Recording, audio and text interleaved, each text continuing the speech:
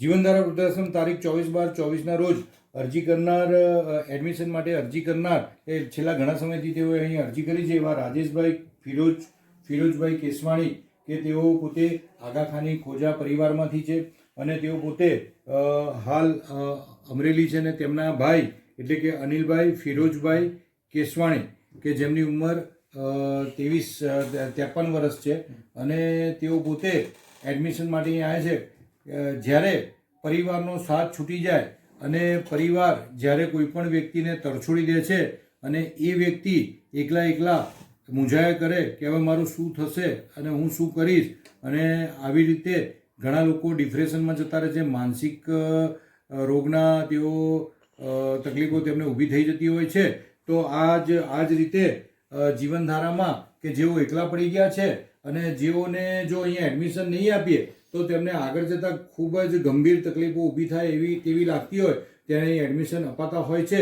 તો અત્યારે હાલ જે એડમિશન માટે અરજી કરનાર છે રાજેશભાઈ તમે શું કહો છો કે અનિલભાઈને અહીં એડમિશન કેમ લેવું છે? મારો ભાઈ અનિલ જે મારો કઝિન થાય છે તે એનું ફેમિલી સાથે રાજકોટમાં રહેતા હતા ને એમનો એક સન છે એ અમેરિકા ગયો ને એમના મિસિસ અનિલભાઈના મિસિસ એમને છોડી ને અમેરિકા જતા રહ્યા ને આને એકલો તરછોડી મા દીકરો બે જતા રહ્યા ને આમની સાથે સાવ ટોટલી રિલેશન કટ કરી નાખ્યા ને જ્યાં અનિલભાઈ જે છે એ પોતે એકલા ફ્લેટમાં રહી માનસિક ડિપ્રેશન ને આઘાત સહન ન થતા માનસિક ડિપ્રેશનમાં આવી ગયેલ.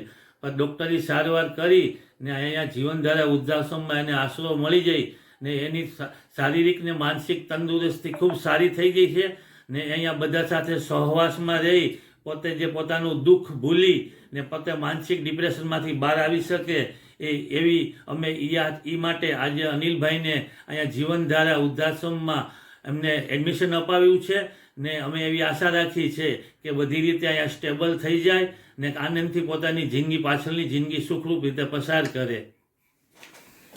તો તેઓ પોતે કે અનિલભાઈ ફિરોજભાઈ કેસવાણી કે તેઓ શું કહે છે તે આપણે સાંભળીશું. અનિલભાઈ, તમે જીવનધારામાં અહીંયા એડમિશન લેશો તો અહીંયા ફાવશે તમને? અમને ફાવશે. અહીંયા ઘરમાં નહોતું ફાવતું તમને? ઘરમાં અમારે નહોતું ફાવતું. શું તકલીફ પડતી હતી? ઘરમાં અમને તકલીફ થતી. મારી ઘરવાળી મને ટોર્ચર મારતી હતી. નહીં, એકલો જતો એકલો. ઘરવાળી કેટલા વર્ષથી જતા રહ્યા? તમારી મિસિસ કેટલા? 2 વર્ષ. 2 વર્ષથી. તો તમને ફોન કરે છે? ફોન કરતા નથી. દીકરો ફોન કરે છે? દીકરો ફોન નથી કરતો. કોઈ ફોન નહીં? ફોન કરતા જ નથી. તમે કરો છો? હું નથી કરતો. કેમ? નંબર જ નથી. એવું છે? ક્યાં રહે છે એ લોકો? એ રહે છે